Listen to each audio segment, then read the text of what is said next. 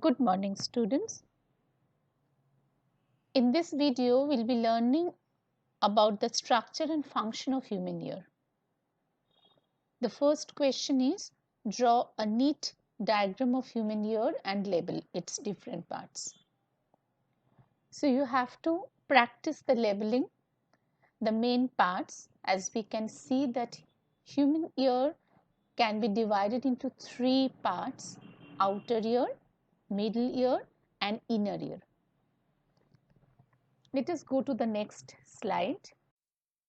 Explain the working of human ear. The ear are the sense organ which help us in hearing sound. As we have already discussed that human ear can be divided into three parts. The outer ear consists of pinna. The shape of the outer part of the ear is like a funnel. We can see it from outside. The other part of the ear is called pinna, and it is attached to about 2 to 3 centimeter long passage which is known as ear canal or auditory canal. You can refer to the diagram in the previous slide. At the end of the ear canal there is a thin elastic and circular membrane, and it is very thin membrane which is known as eardrum, and it is stretched tightly at the mouth of that tube or ear canal.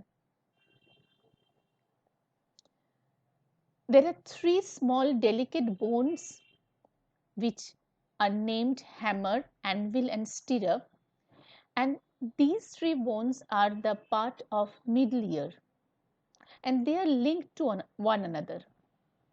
One end of the hammer touches the eardrum, and its other end is connected to second bone anvil.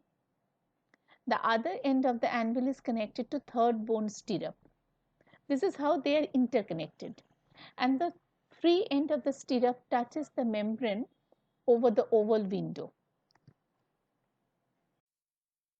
The inner part of the ear has a coiled tube which is known as cochlea. One end of cochlea is connected to the middle part of the ear through the elastic membrane over the oval window. Cochlea is filled with liquid. The liquid present in cochlea contains nerve cells which are sensitive to sound. The other end of cochlea is connected to auditory nerve which goes into the brain. The three tiny bones in the middle part of the ear act as a system of lever and amplify sound vibrations coming from the eardrum before passing them to the inner part of the ear. Now, how does different parts of ear work? The sound waves are collected by the pinna of the outer ear. These sound waves pass through the ear canal and fall on the eardrum. When the sound waves fall on the eardrum starts vibrating back and forth rapidly. This is a kind of vibratory motion.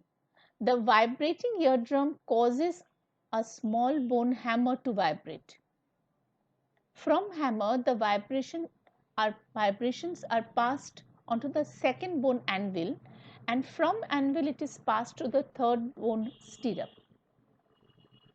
The vibration of stirrup strikes on the membrane of oval window and passes the amplified vibration to the liquid cochlea. So basically, the function of the three bones, hammer, anvil, and stirrup in the middle ear is to amplify the vibration received by pinna. So these are amplifiers. Due to this liquid in cochlea, it begins to vibrate. The vibrating liquid of cochlea sets off electrical impulses in the nerve cells present in it. These nerve cells are known as auditory nerve cells. These electrical impulses are carried by the auditory nerve to the brain. The brain interprets These electrical impulses add sound and we get the sensation of hearing. Discuss few questions. What is the difference between the noise and music? Can music become noise sometimes? The type of sound which is unpleasant to listen and which is produced by irregular vibration is known as noise, where music is a pleasant sound which is produced by a regular vibration. A music can become a noise when it is too loud. Now, we will discuss about noise pollution. Let us list some sources of noise pollution from our surroundings. Sound of vehicles, sound of kitchen appliances like mixer, grinder, sound of bursting crackers. We all know that every year we get some instruction from government not to exceed the decibel limit given by them. Sound of loudspeakers during festivals, TV, transistors, all these are sources of noise. Even the honking of horn, sometimes it is the source of noise. Explain in what way noise pollution is harmful to humans. Noise pollution causes lack of sleep, anxiety, hypertension, and these are harmful for our health.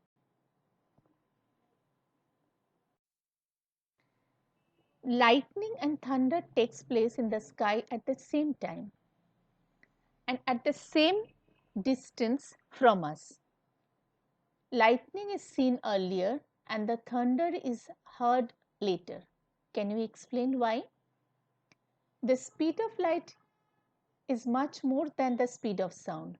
Speed of light is 3 into 10 to the power 8 meter per second and speed of sound is 344 meter per second. Thus, due to more speed of light, it reaches us before sound. So, lightning is seen earlier and thunder is heard later. Next question. The sound from a mosquito is produced when it vibrates its wings at an average rate of 500 vibrations per second. What is the time period of the vibration? This is a question from NCERT book.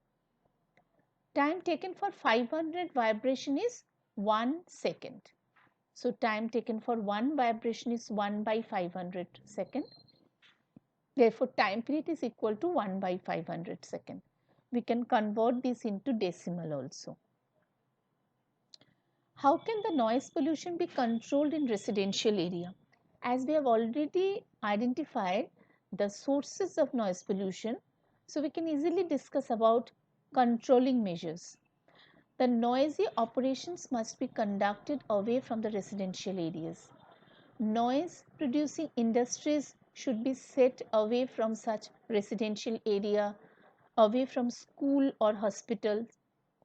Use of automobile horns must be minimized. TV, music systems, loudspeakers, it should be run at lower volume. Bursting of firecrackers should also be restricted. Let us solve few numerical problems. A pendulum oscillates 40 times in 4 seconds. Find its time period and frequency. This is a question from NCERT book. Here it is said that in 4 seconds, number of oscillations completed is 40. So, in 1 second, the number of oscillations will be 10. We are using unitary method here. So, number of oscillations completed in 1 second is known as its frequency. So, frequency is 10 vibrations per second or 10 hertz.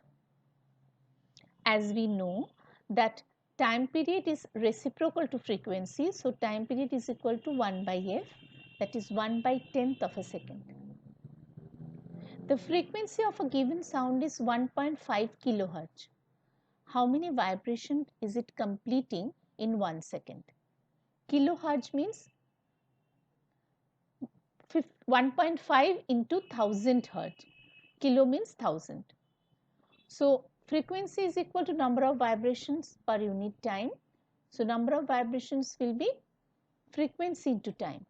So 1.5 into 1000 into 1, that means 1500 vibrations per second is completed in 1 second. Hope all of you understood how to do these numerical problems. Practice this. If you face any difficulty, discuss with us in our Teams class. Thank you, children.